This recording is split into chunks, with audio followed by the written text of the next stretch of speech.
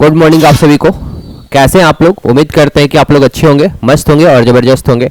आप लोग का ये जो क्लास चल रहा है बहुत बेनिफिशियल है आने वाले एग्जाम के लिए। तो चलिए आज का क्वेश्चंस देखते हैं। ये हमारा जो पहला क्वेश्चंस है ये कह रहा है कि किसी विद्यालय में लड़कों और लड़कियों की संख्या का अनुपात कितना दिया हुआ बाबू? 5:7 दिया हुआ है और सत्र के दौरान 8 और लड़कों का दाखिल हो गया। उसके बाद लड़कियों और लड़कों की संख्या का नया अनुपात क्या हो जा रहा है? 1:1 हो जा रहा है। तो क्रम में लड़की और लड़कियों की संख्या के बीच में कितना का अंतर है? तो आप कहिएगा, देखिए बॉयज और गर्ल का अनुपात जो दिया हुआ है यहाँ क्वेश्चन में दिया हुआ है 5:7। क्लियर है? स्टार्टिंग में कितना दिया हुआ? 5:7, यानी 5 के अनुपात में अगर बॉयज है तो गर्ल जो है 7 के अनुपात में। और इसके बाद कह रहा है कि सत्र में 8 और लड़के दाखिल हो गए, तो उसके बाद लड़कियों और लड़कों का अनुपात कितना दिया हुआ है? 1:1 हो जाता है। अब देखिए बॉयज कितना ऐड हो रहा है?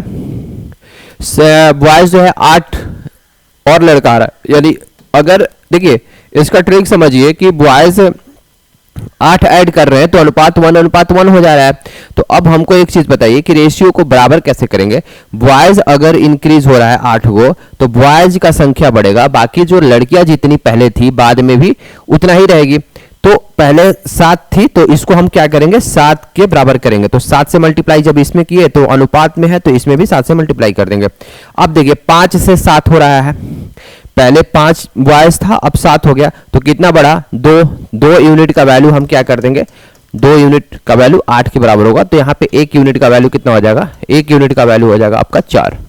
अब आइए यहाँ पे कह रहा है कि क्रम में लड़के और लड़कियों के बीच में कितना का अंतर था? तो अंतर कितना का था? 7 - 5 यानी 2 का अंतर था। तो 2 यूनिट का वैल्यू कितना हो जाएगा? 2 यूनिट का वैल्यू 4 दूनी 8 हो जाएगा। आपका ऑप्शन नंबर बी इसका राइट आंसर होगा। इसको आप लोग नोट कीजिएगा, इसको नोट कीजिएगा। फिर इसके बाद आते हैं नेक्स्ट क्वेश्चन पे। आपका क्वेश्चन नंबर 2। क्वेश्चन नंबर 2 देखिए क्या कह रहा है। क्वेश्चन नंबर 2 आपका है, कह रहा है कि एक 21 सेंटीमीटर त्रिज्या वाले वृत्त में से एक वृत्तखंड काटा गया। वृत्तखंड का कोण 40 डिग्री है। वृत्तखंड का क्षेत्रफल ज्ञात कीजिए। सबसे पहले देखिए कि वृत्तखंड क्या होता है। ये आपका वृत्त है, ठीक है, और ये आपका त्रिज्या है, ये सेंटर है। तो यहाँ पे जो एंगल बन रहा है ये 40 डिग्री बन रहा है। क्लियर है? क्वेश्चंस में आपका कितना बन रहा है? 40 डिग्री बन रहा है। तो ये त्रिज्या से जो वृत्त का एक खंड बनेगा, ठीक है, इस पार्ट को कह रहा है कि एरिया क्या होगा। तो इसका फॉर्मूला होता है, वृत्त खंड का एरिया का फॉर्मूला होता है θ/360 और इंटू πr²। क्लियर है? θ/360 πr²। तो थीटा का वैल्यू कितना दिया हुआ है? 40 दिया हुआ है और बटा में 360 यहाँ पे करेंगे और पाई का वैल्यू कितना रखेंगे? 22/7 और आर का वैल्यू कितना दिया बाबू? 21। तो 21 × 21 यहाँ पे कर दीजिए। क्लियर है? ये 4 मर्त में कट जाएगा, नचो को 36, सॉरी 4 से काटिएगा तो 9 मर्त में कटेगा, यहाँ पे 9 लिखेंगे तो कितना हो जाएगा बाबू? 9 हो जाएगा। और देखिए यहाँ पे फ्रेश 3 से काटिएगा तो 3 × 9 और ये 7। क्लियर है? ये भी तो 49 × 22, ठीक है, तो आपका 154 आ जाएगा। ऑप्शन नंबर बी इसका राइट आंसर होगा। इसको आप मल्टीप्लाई कर लीजिएगा, यहाँ पे 7 से 60 भी कट जाएगा तो 22 × 7 कीजिएगा तो 154 आपका हो जाएगा। ऑप्शन नंबर बी इसका राइट आंसर होगा। इसको नोट कीजिएगा। इसके बाद देखिए आते हैं नेक्स्ट क्वेश्चन पे। आपका देखिए अगला क्वेश्चन है क्वेश्चन नंबर 3। क्वेश्चन नंबर 3 कह रहा है कि दो पुरुष एक स्थान से एक ही दिशा में क्रमशः 5 किलोमीटर प्रति घंटा और 5.5 किलोमीटर प्रति घंटा के चाल से यात्रा शुरू करता है। एक ही पॉइंट से और एक ही दिशा में एक 5 किलोमीटर प्रति घंटा के हिसाब से चल रहा है और दूसरा जो है कितना 5.5 किलोमीटर प्रति घंटा के हिसाब से चल रहा है। तो वह कितने समय के बाद एक दूसरे से 8.5 किलोमीटर की दूरी पर होंगे? तो देखिए टाइम निकालने के लिए हम क्या करेंगे? टाइम निकालने के लिए डिस्टेंस और बटा में वेलोसिटी होता है और यहाँ पे क्या करेंगे? रिलेटिव वेलोसिटी लिखेंगे, ठीक है, रिलेटिव वेलोसिटी। तो डिस्टेंस आपका कितना दे रहा है? 8.5 दे रहा है, तो 8.5। और जब एक ही डायरेक्शन में दो यात्रा कर रहा है तो रिलेटिव वेलोसिटी क्या होता है? दोनों का डिफरेंस लेंगे। अगर दोनों अपोजिट डायरेक्शन में यात्रा करता तो रिलेटिव वेलोसिटी दोनों को ऐड कर देते हैं। तो यहाँ पे क्या करेंगे? फिलहाल हम दोनों का डिफरेंस लेंगे। तो 5.5 में से आप कितना घटा दीजिएगा? 5 घटा दीजिएगा।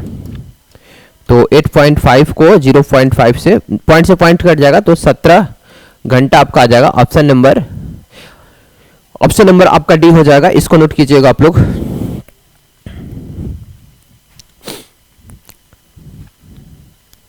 ऑप्शन नंबर डी इसका राइट आंसर होगा। ये सारे क्वेश्चन जो है एनटीपीसी का पूछा हुआ क्वेश्चन है और एक ही साल का पूछा हुआ। सारा क्वेश्चन 7/10/2021 का पूछा हुआ मेंस का क्वेश्चन है ये। तो ये सारे क्वेश्चन जो है इंपॉर्टेंट है। देखिए क्वेश्चन नंबर 5 पे आते हैं, क्वेश्चन नंबर 4 पे आते हैं। क्वेश्चन नंबर 4 कह रहा है कि एक संख्या को n को 5 से भाग देने पर शेषफल 2 बचता है, तो संख्या n स्क्वायर को 5 से भाग देने पर कितना शेषफल होगा। इसका मेथड नहीं समझिए, इसका ट्रिक बहुत आसान ट्रिक है, हम आपको ट्रिक बताते हैं। कह रहा है कि कोई संख्या n है, अब इस पे मत जाइए, ठीक है। 5 से आप भाग दे रहे हो ना, तो आपका शेषफल कितना बचता है, 2 बचता है। तो शेषफल को ही पकड़िए, इसी को मान लेते हैं हम संख्या। जो शेषफल इस तरह का जब भी क्वेश्चन रहेगा, शेषफल आपका कितना बच रहा है, 2 बच रहा है, तो n को हम 2 ही मान लेते हैं। तो कह रहा है फिर क्वेश्चन में आगे पढ़िए, n स्क्वायर को यानी कि 2 स्क्वायर को, दैट मीन्स 4 को अगर 5 से आप भाग दोगे तो कितना शेषफल प्राप्त होगा। तो रिमाइंडर तो सिंपल सा चीज है कि नहीं कटेगा। 4 को आप 5 से भाग दोगे तो शेषफल कितना होगा, 4 ही रहेगा। तो रिमाइंडर आपका हो जाएगा 4। ऑप्शन नंबर सी, एक बार फिर से हम इसको रिपीट करते हैं। कह रहा है कि संख्या n को अगर आप 5 से भाग देते हो तो शेषफल कितना बचता है, 2 बचता है। तो सिर्फ 2 को ही कंसंट्रेट करना है, 2 को ही हम n मान लेते हैं। क्लियर है। अब कह रहा है क्वेश्चन में n स्क्वायर को यानी 2 स्क्वायर यानी 4 को 5 से आप भाग दोगे तो रिमाइंडर कितना होगा। तो सिंपल सा चीज है, 4 होगा। ऑप्शन नंबर सी इसका राइट आंसर होगा, आप इसको नोट कीजिएगा। इसके बाद देखिए फिर आते हैं नेक्स्ट क्वेश्चन पे। क्वेश्चन नंबर 5 पे आते हैं। देखिए क्वेश्चन नंबर 5 है कि निम्नलिखित को सरल करें। तो ये तो इजी क्वेश्चन है।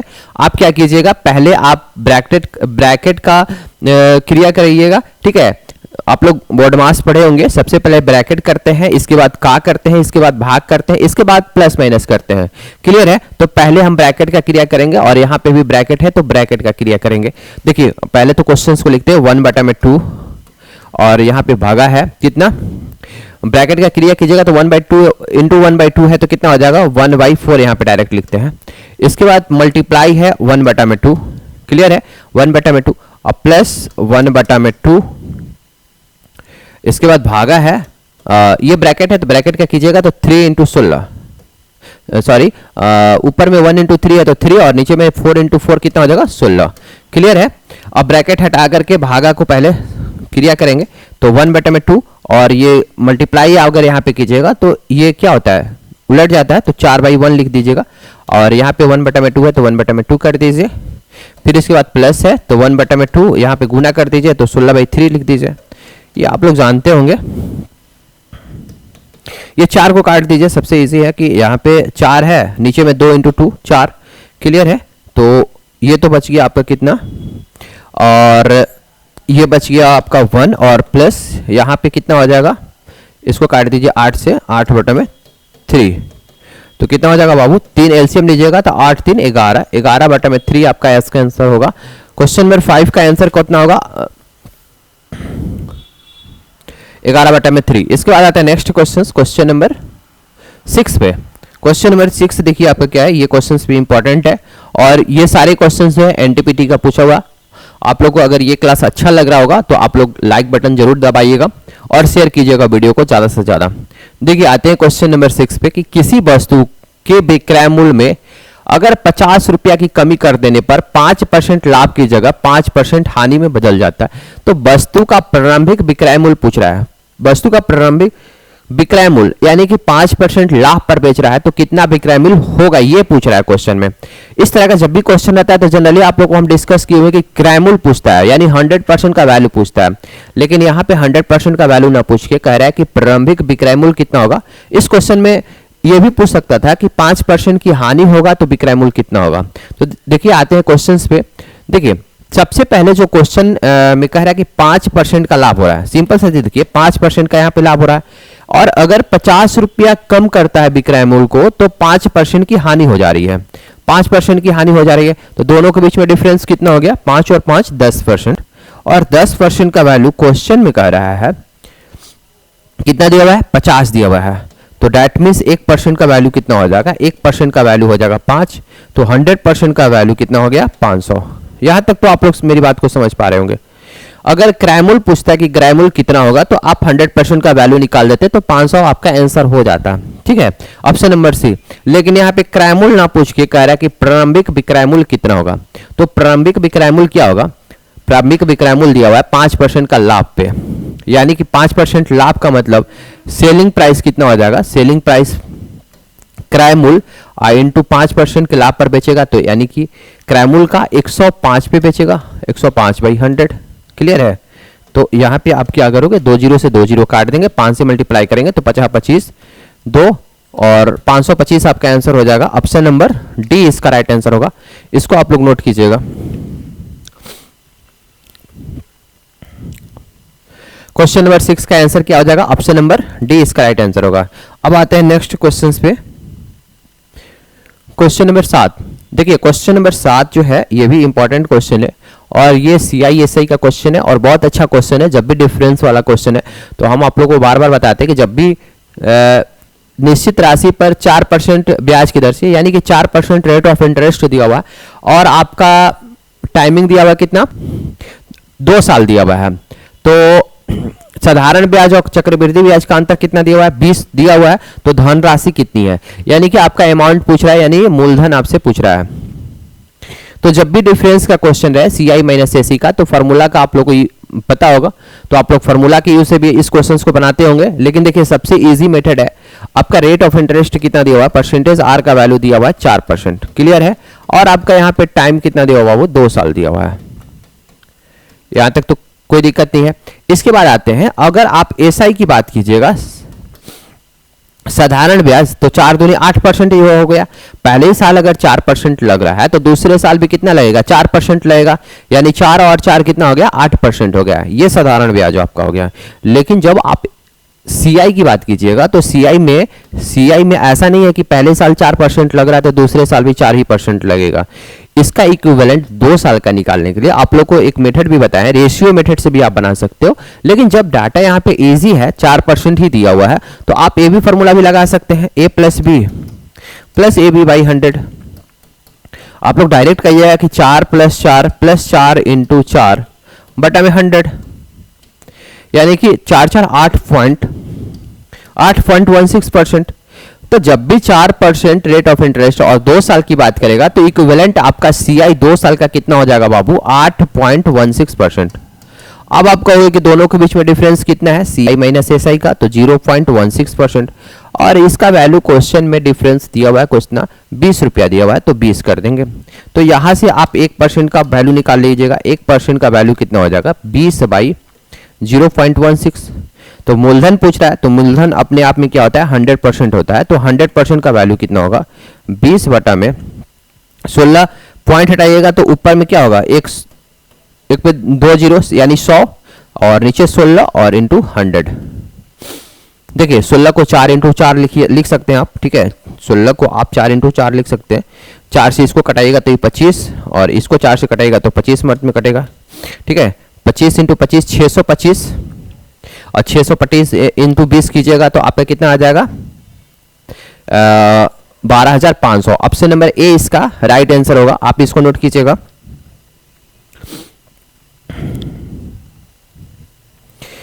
देखिएगा इसका ए नंबर आंसर हो जाएगा, ऑप्शन नंबर ए इसका राइट आंसर होगा। देखिए अब आते हैं नेक्स्ट क्वेश्चंस पे। हमारा क्वेश्चन नंबर 8,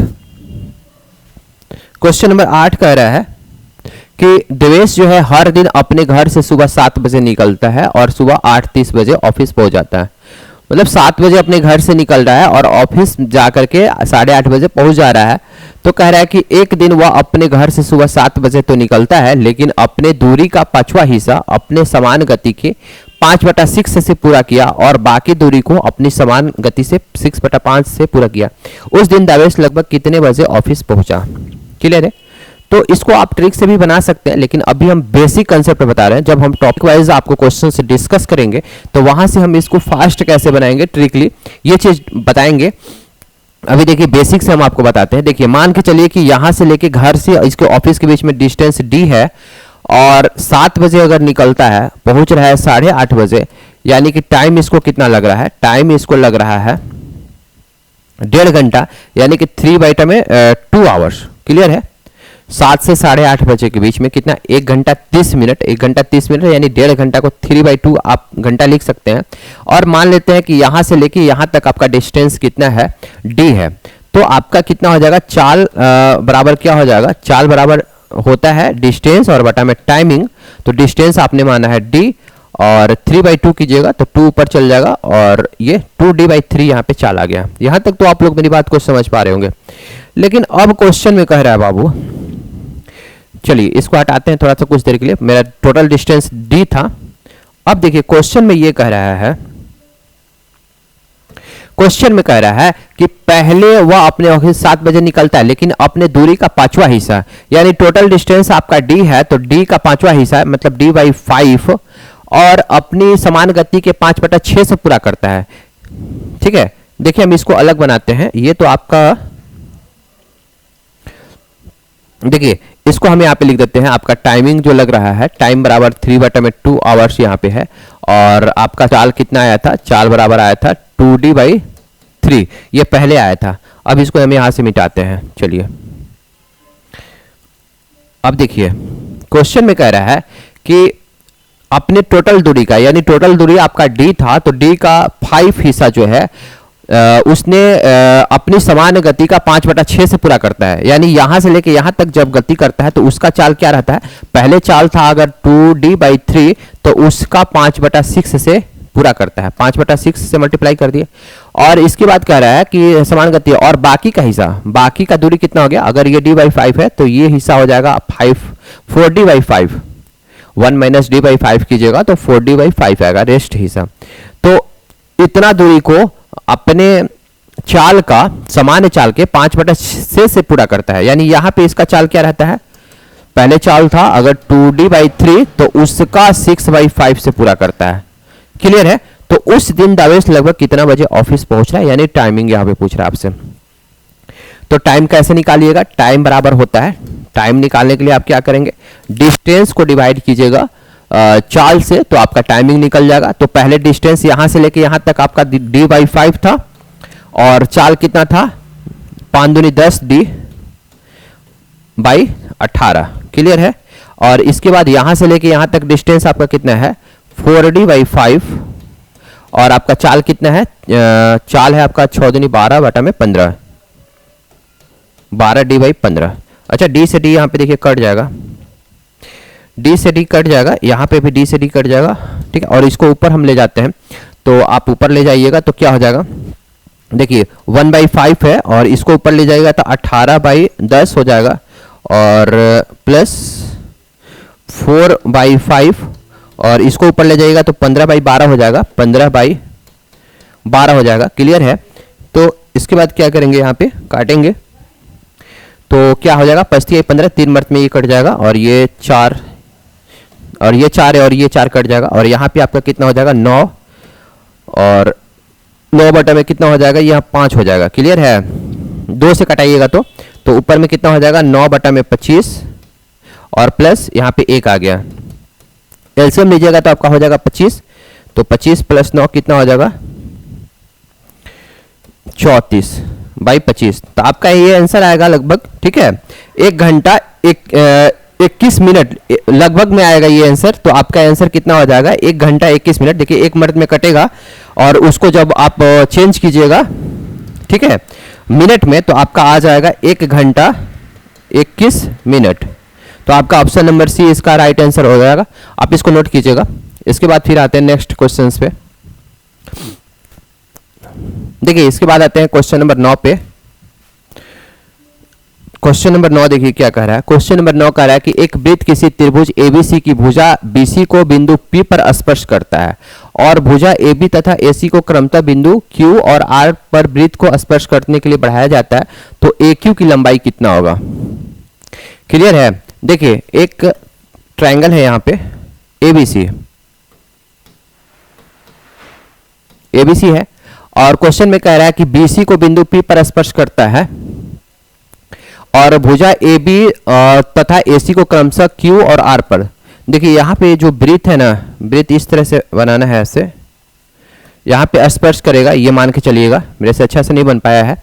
तो यहाँ पे क्वेश्चन कह रहा है कि ए बी सी में बाहर के साइड में एक वृत्त बनाया गया है, BC को P पे स्पर्श करता है, यानी यहाँ पे P है पॉइंट्स, BC को P पर स्पर्श करता है, और AB और AC को अगर आप बाहर के साइड में बढ़ा रहे हैं तो Q पर और R पर वृत्त पे स्पर्श करता है। यहाँ पे Q होगा और यहाँ पे R होगा, तो बढ़ाया जाता है। तो AQ की लंबाई पूछ रहा है कि AQ का लंबाई क्या होगा, AQ का लंबाई, लेकिन इसकी इस टर्म में है, ट्रायंगल के साइड के फॉर्म में है, AB plus BC plus CA के फॉर्म में है, ठीक है।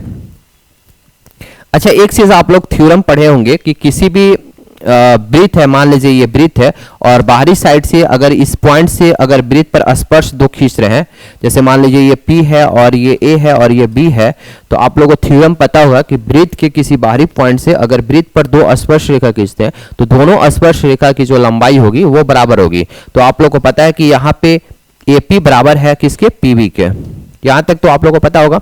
तो अब आप यहां पे देखिएगा, उस तरफ से अगर ये वृत्त है और वृत्त के अगर इस पॉइंट A से AQ और AR दो स्पर्श रेखा खींचे हैं, तो यहां पे आप कह सकते हैं कि AQ जो है ये बराबर होगा AR के। क्लियर है यहां पे? अब देखिए यही चीज हम यहां पे लिख रहे हैं, ठीक है। तो आप कहिएगा कि AQ plus AR, AQ plus AR ये बराबर होगा किसके, अच्छा ठीक है, AQ प्लस AR हम यहां पे लिखते हैं, तो AQ को आप लिख सकते हैं AB plus BQ, AB plus BQ लिख सकते हैं, और AR को आप क्या लिख सकते हैं, AC प्लस CR लिख सकते हैं, AC प्लस CR लिख सकते हैं। अब यहां पे देखिएगा कि AB को इसी तरह से छोड़ देते हैं AB, और यहां पे AC को इसी तरह से छोड़ देते हैं। क्लियर है? और BQ को, BQ जो है देखिए इस पॉइंट्स की अगर बात कीजिएगा, B पॉइंट से दो स्पर्श रेखा BQ और BP खींचा गया है, तो यहाँ पे BQ जो है, BQ ये बराबर होगा BP के, और उसी तरह से इस पॉइंट C से दो स्पर्श रेखा CR और CP खींचा गया है, तो CP बराबर होगा किसके, CR के। तो अब यहाँ पे आप BQ को आप रख दीजिए BP के बराबर, ठीक है, BQ के जगह पे आप BP रख दीजिए और CR के जगह पे आप रख दीजिए PC, ठीक है। तो यहाँ पे हो जाएगा AB प्लस AC, और BP और PC बराबर हो जाएगा किसके, BC के बराबर है, तो यहाँ पे BC रख दीजिए। अब यहाँ पे AQ और AR दोनों बराबर हैं, तो 2AQ यहाँ पे लिख देते हैं, 2AQ, AR के बराबर AQ है तो 2AQ हो गया। अब यहाँ पे देखिए AQ पूछ रहा था कि AQ बराबर क्या होगा, तो AQ बराबर आप कहिएगा, यहाँ 2 से डिवाइड कर दीजिए, यानी AB plus BC plus CA by 2 इसका आंसर होगा। ऑप्शन नंबर A इसका राइट आंसर होगा। इसको आप लोग नोट कीजिएगा। फिर आते हैं नेक्स्ट क्वेश्चन पे।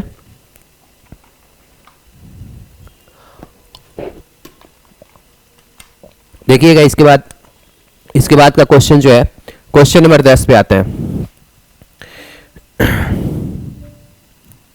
क्वेश्चन नंबर 10 कह रहे थे कि दो संख्याओं का अनुपात 2:3 में है, दोनों संख्याओं में 4 जोड़ने पर अनुपात जो है 7:10 के अनुपात में हो जाता है। दोनों संख्याओं का बीच का अंतर, देखिए इस क्वेश्चन को रेशियो से भी आप बना सकते हैं, लेकिन देखिए 2:3 है और इसके बाद 4 जोड़ रहा है, तो ऐसा कीजिए ना, एक x मान लेते हैं, इसको 2x और 3x है, तो आप ऐसे भी बना सकते हैं 2x बाई 3x है, और कह रहा है कि दोनों संख्याओं में आप 4 ऐड करते हैं, 4 जोड़ने पर अनुपात कितना हो जाता है, 7:10 हो जा रहा है।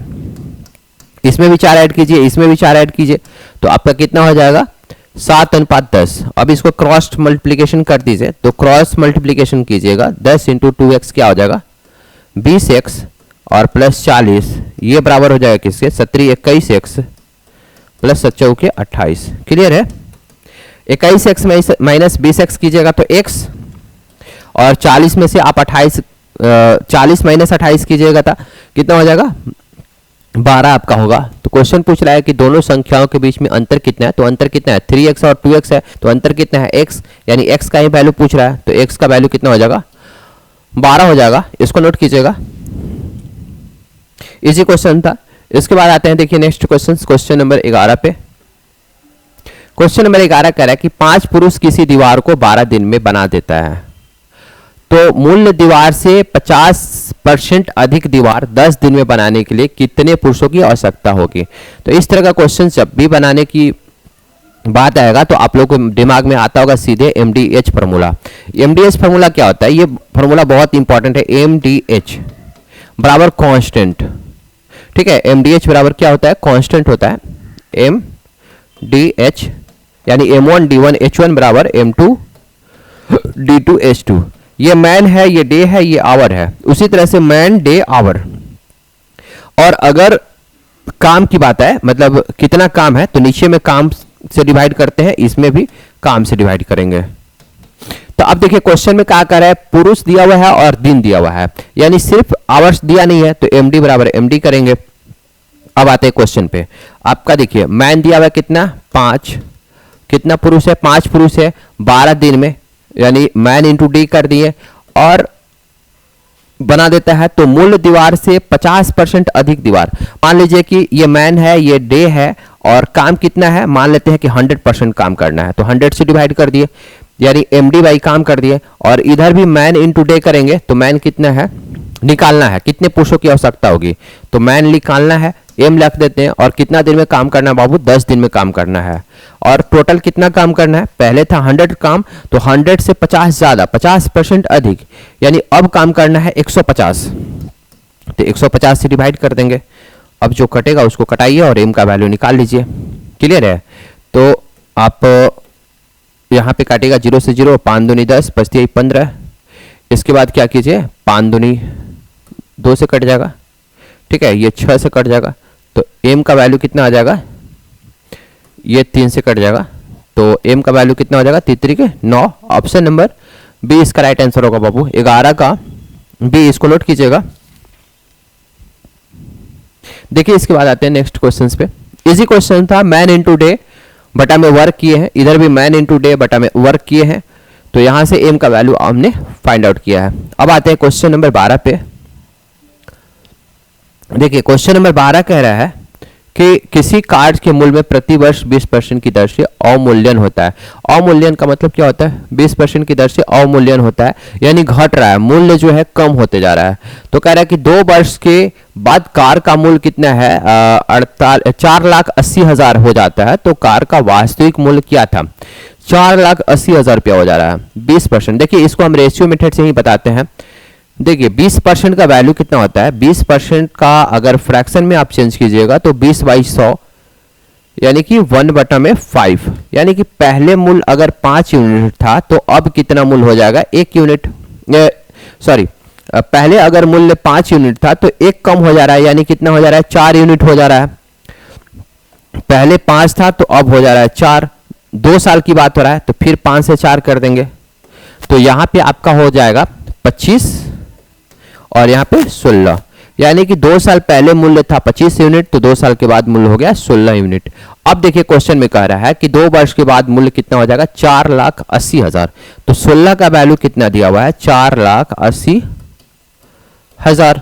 तो 1 का वैल्यू कितना होगा? 16 × 48, 30,000। तो क्वेश्चन में पूछ रहा है कि कार का वास्तविक मूल्य क्या था, यानी कि 2 साल पहले मूल्य क्या था? तो 25 था, तो 25 इंटू कितना हो जाएगा? 30,000, यानी 25 × 75। ठीक है, ऑप्शन नंबर बी इसका राइट आंसर होगा। इसको नोट कीजिएगा, बहुत इजी क्वेश्चन था ये। चलिए इसके बाद देखते हैं नेक्स्ट क्वेश्चन पे। हमारा अगला क्वेश्चन है क्वेश्चन नंबर 13। क्वेश्चन नंबर 13 पे आते हैं। कह रहा है कि चक्रवृद्धि ब्याज पर जमा की गई राशि 12,000 रुपया की धनराशि 5 वर्षों में दोगुनी हो जाती है, तो वह धनराशि 15 वर्षों में कितनी हो जाएगी? देखिए पहले आप लोग इस तरह का क्वेश्चन बताए हैं, लेकिन ये क्वेश्चन था कि अगर 5 सालों में दोगुनी हो जा रही है। ठीक है बाबू, कह रहा है क्वेश्चन में कि 5 वर्षों में दोगुनी हो जा रही है। देखिए इस तरह का क्वेश्चन बनाने का सबसे इजी मेथड क्या है? 5 साल में आप देखिएगा 2 गुना हो जा रहा है। ठीक है, तो कह रहा है कि धनराशि 15 साल में कितनी गुनी हो जाएगी? तो 15 साल, तो इसमें कितना से मल्टीप्लाई कीजिएगा तो 15 आएगा। तो आप कहिएगा कि 3 से आप मल्टीप्लाई कर दीजिए तो आ जाएगा 15। तो 3 से जो इसमें मल्टीप्लाई कीजिएगा तो 3 2 के पावर यहाँ पे लिखेंगे, 2 के पावर 3, यानी कि 8 गुना हो जाएगा। यानी 15 साल में कितना गुना हो जाएगा बाबू? 8 गुना हो जाएगा। तो 8 गुना हो जाएगा, तो पहले कितना था? 12,000 था, तो 12,000 का 8 गुना कितना हो जाएगा? 12 × 8 = 96, यानी ऑप्शन नंबर बी। मेरे कहने का मतलब ये था, एक बार फिर से हम रिपीट करते हैं कि 5 साल में आपकी दोगुनी हो जाती है। क्वेश्चन देखिए पहले ही पूछता था कि अगर 5 साल में अगर आपकी दोगुनी हो जा रही है तो 8 गुनी, मान लीजिए क्वेश्चन में पूछता है कि 8 गुनी कितने साल में होता है, तो 8 गुनी को आप लिखते हैं कैसे, 2 के फॉर्म में लिखिएगा, 2 के पावर 3, तो इस 3 को हम 5 से मल्टीप्लाई करते हैं, 5 इंटू 3, तो आप कहते हैं कि 15 साल में 8 गुनी हो जाएगी। लेकिन इस क्वेश्चन को रिवर्स पूछ दिया कि 15 साल में कितना गुनी हो जाएगी, तो 15 के लिए 5 से कितना से मल्टीप्लाई करना पड़ेगा, तो आप कहोगे 3 से, तो 2 के पावर यहाँ पे 3 कर देंगे, 2 के पावर 3 यानी कि 8 गुना हो जाएगा। तो 8 गुना हो जाएगा यानी कितना था धन 12,000, तो 12,000 का 8 गुना कितना हो जाएगा बाबू 96,000। क्लियर है, 96,000। तो आपका ऑप्शन हो जाएगा ऑप्शन नंबर बी इसका राइट आंसर होगा, इसको नोट कीजिएगा। देखिए इसके बाद आते हैं नेक्स्ट क्वेश्चन, क्वेश्चन नंबर 14 पे। क्वेश्चन नंबर 14 कह रहा है, यह ट्रिगोनोमेट्री का बहुत अच्छा क्वेश्चन है और ट्रिगोनोमेट्री 2-3 क्वेश्चन पूछता है एनटीपीसी में। तो देखिए आपका कह रहा है कि √3 tan 2 थीटा बराबर √3 tan 2 theta minus 3 equal to 0 है, तो थीटा का वैल्यू क्या होगा। ये एनटीपीसी का पूछा हुआ क्वेश्चन है, 7/1/2021 में पूछा हुआ ये क्वेश्चन था। ठीक है, आपका क्वेश्चन कह रहा है कि √3 tan 2 theta minus 3 equal to 0 दिया हुआ है, तो 3 को राइट हैंड साइड में आप ले जाइएगा तो क्या होगा, √3 tan 2 थीटा इक्वल टू 3, तो tan 2 थीटा इक्वल टू क्या हो जाएगा 3/√3 यानी कि √3। तो tan/√3 कितना का वैल्यू होता है, तो आप कहोगे कि 60 का वैल्यू होता है, यानी कि tan 2 theta equal to tan 60, tan दोनों साइड से हटाएंगे तो 2 थीटा का वैल्यू कितना आ गया 60 आ गया, तो थीटा का वैल्यू कितना आ गया बाबू 30 आ गया। देखिए ये सारे प्रोसेस आप लोग जब फास्ट बनाइएगा तो इतना सब लिखने की कोई जरूरत नहीं होती है, आप डायरेक्ट यहीं से कीजिएगा कि 2 थीटा इक्वल टू 3/√3। ये सब मन में कैलकुलेशन करने वाला चीज़ है, लेकिन बस समझाने के लिए आप लोग के लिए लिख रहे हैं। आप लोग एग्जाम में बनाइएगा तो डायरेक्ट ये इस लाइन के बाद सीधे ये लाइन लिखिएगा कि tan 2 थीटा इक्वल टू आपका आ जाएगा √3 यानी 2 थीटा का वैल्यू 60, तो थीटा का वैल्यू 30 आपका आ जाएगा। ऑप्शन नंबर डी इसका राइट आंसर हो जाएगा। फिर देखिए आते हैं नेक्स्ट क्वेश्चन, क्वेश्चन नंबर 15 पे। आपका क्वेश्चन नंबर 15 भी बहुत अच्छा क्वेश्चन है और परसेंटेज का ये अच्छा खासा इजी क्वेश्चन है और इस तरह का भी क्वेश्चन पूछता है एग्जाम में। कह रहा है कि एक छात्र ने किसी परीक्षा में 65% अंक प्राप्त किया, 65% जो है अंक प्राप्त किया, परंतु यह आहारता अंकों से 20 अंक कम थे। देखिए जितना मिनिमम क्वालिफिकेशन के लिए परसेंटेज लाना था उससे वो 20 नंबर कम लाया है। इसके बाद कह रहा है कि उसी परीक्षा में 80% अंक जो प्राप्त किया है वो आहारता अंक से 5% अधिक है। तो कह रहा है कि परीक्षा का पूर्णांक क्या है, यानी मैक्सिमम वैल्यू कितने अंक का परीक्षा था, क्वेश्चन में ये पूछ रहा है। तो देखिए आपका 65% अंक प्राप्त करना था, तो 65% तो कोई स्टूडेंट लाया है, लेकिन वो कितना नंबर से फेल हो गया है 20 नंबर से आपका कितना फेल हो गया है, तो 20 नंबर इसको दे दीजिए, 20 नंबर आप दे दीजिएगा तो ये पास हो जाएगा। 65 तो पहले से लाया था, 20 नंबर से फेल हो रहा था, तो 20 नंबर इसको दे दीजिए, ये पास हो गया। ये मिनिमम नंबर हो गया इसका, ये बराबर कर देते हैं। कोई स्टूडेंट है 80% लाया है लेकिन मिनिमम अंक से कितना ज्यादा लाया है 5% ज्यादा लाया है, तो 5% इसको घटा दीजिएगा तो इसका भी मिनिमम हो गया नंबर परसेंटेज, और इसको हम 20 नंबर और ऐड कर दिए तो इसका भी मिनिमम नंबर हो गया। तो ये दोनों को हमने बराबर कर दिया। अब एक चीज ध्यान रखिएगा, ये परसेंटेज में है, ये भी परसेंटेज है, इसमें हम प्लस माइनस कर सकते हैं लेकिन ये अंक में है, ये चीज हमेशा ध्यान रखिएगा। ये नहीं कि 65 और 20 जोड़ दीजिएगा इधर, ठीक है, क्योंकि ये परसेंटेज में है और ये अंक में है। तो अब देखिएगा तो इधर हो जाएगा 75 और 80 माइनस 5 किया तो 75 हो जाएगा, और 75 में से हम 65 घटाएंगे तो आपका आ जाएगा 10%। 10% का वैल्यू कितना आ गया 20 नंबर के बराबर, ये नंबर में आ गया। तो परीक्षा का पूर्णांक कितना था, तो कोई भी चीज अपने आप में 100% होती है, तो 100% का वैल्यू कितना हो जाएगा 20 इंटू 10, इधर 10 से मल्टीप्लाई किया तो 10 से इधर भी मल्टीप्लाई कर दीजिए, तो आपका मैक्सिमम पूर्णांक कितना हो गया 200 हो गया। ऑप्शन नंबर डी इसका राइट आंसर होगा 15 का। ठीक है,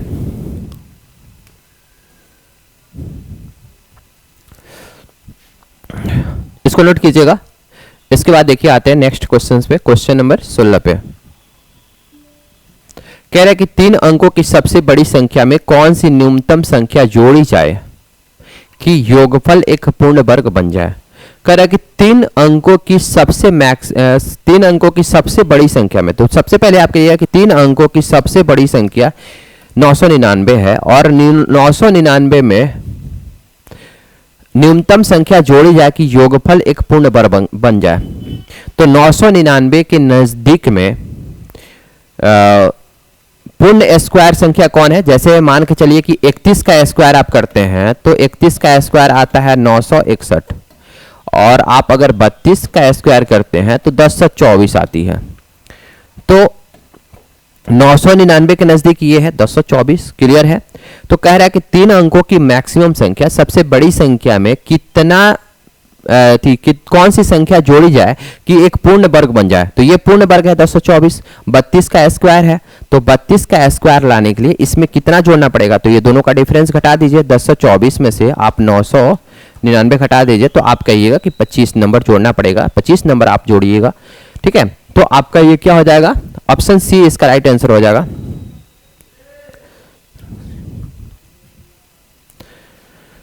ठीक है, इसके बाद आते हैं नेक्स्ट क्वेश्चंस पे। देखिए क्वेश्चन कह रहा है कि यदि समीकरण 2x square minus 8x minus m बराबर 0 का एक मूल 5/2 है। ठीक है, एक मूल क्या है? 5/2 है, तो समीकरण का दूसरा मूल्य क्या होगा और m का मान क्या होगा? ठीक है, तो देखिए समीकरण क्या दिया हुआ है? द्विघात समीकरण दिया हुआ है 2x square minus 8x minus m बराबर 0 दिया हुआ है। एक मूल्य इसका कितना दिया हुआ है? एक मूल्य दिया हुआ है 5/2। एक मूल्य दिया हुआ है 5/2, तो कह रहा है कि समीकरण का दूसरा मूल्य निकालिए और m का वैल्यू निकालिए। मतलब b का वैल्यू पूछ रहा है और b का वैल्यू पूछ रहा है बाबू आपसे, b का वैल्यू कितना होगा और m का वैल्यू कितना होगा। यहाँ पे m दिया हुआ है, m का वैल्यू कितना होगा। क्लियर है? तो एक मूल्य दिया हुआ 5/2, तो 5/2 अगर x का वैल्यू यहाँ पे पुट करेंगे तो आपका समीकरण का वैल्यू क्या होगा? 0 के बराबर आ जाएगा। तो हम वही करते हैं। ठीक है, तो हम x का वैल्यू अगर 5/2 रखते हैं तो देखिए 2 इंटू 5/2 का square minus 8 into 5/2 minus m बराबर 0। क्लियर है? तो यहाँ से m का वैल्यू निकल जाएगा आपका। तो m का वैल्यू क्या हो जाएगा? 2 इंटू 25/2 का स्क्वायर कीजिएगा तो 4 और ये 4 से कट जाएगा तो 5 के 20 आपका होगा, 20 माइनस m इक्वल टू 0 यहाँ पे होगा। तो 2 से काटिएगा तो 25/2 हो गया ना बाबू, 25/2 माइनस 20 इक्वल टू m कर देते हैं। तो m का वैल्यू यहाँ पे क्या हो जाएगा? 25, अगर 2 एलसीएम लीजिएगा तो 25 माइनस 40 यानी कि माइनस 15/2 आ गया। माइनस 15/2 आ गया आंसर किसका? m का वैल्यू। तो माइनस 15/2 b भी हो सकता है और c भी हो सकता है। यहां तक तो क्लियर है आप लोगों को। अब क्या करते हैं कि सम ऑफ रूट्स आप लोग निकालना जानते होंगे कि सम ऑफ रूट्स, अगर ये क्वाड्रेटिक इक्वेशन दिया हुआ है इसको हम देखिए मिटा देते हैं। ये आप समझ पाए होंगे कि अगर हम x का वैल्यू 5/2 रखें तो 0 आया, तो आपका m का वैल्यू कितना हो जाएगा? 15/2। तो माइनस 15/2 मेरा m का वैल्यू आया था यहाँ पे, या तो b ऑप्शन होगा या फिर c ऑप्शन होगा। देखिए इसको हटाते हैं। इसके बाद क्या करते हैं कि अगर सम ऑफ रूट्स की बात करें alpha plus beta, sum of roots का फार्मूला आप लोग जानते होंगे माइनस बी बाई ए होता है। तो माइनस बी यानी माइनस ऑफ माइनस 8 यानी 8/2 डेट मीन्स 4 आया। तो अल्फा का वैल्यू तो 5/2 दिया हुआ है आपका और प्लस बीटा इक्वल टू 4। तो बीटा का वैल्यू यहाँ से निकाल लीजिएगा 4 माइनस 5/2, तो कितना हो जाएगा? 4 दूनी 8 माइनस 5 यानी कि 3/2 आपका आंसर होगा। ऑप्शन नंबर सी इसका राइट आंसर होगा बाबू। ठीक है, 3/2 आया, दूसरा वैल्यू बीटा का वैल्यू और m का वैल्यू कितना आएगा? माइनस 15/2 आया। इसको नोट कीजिएगा आप लोग। फिर इसके बाद आते हैं नेक्स्ट क्वेश्चंस पे।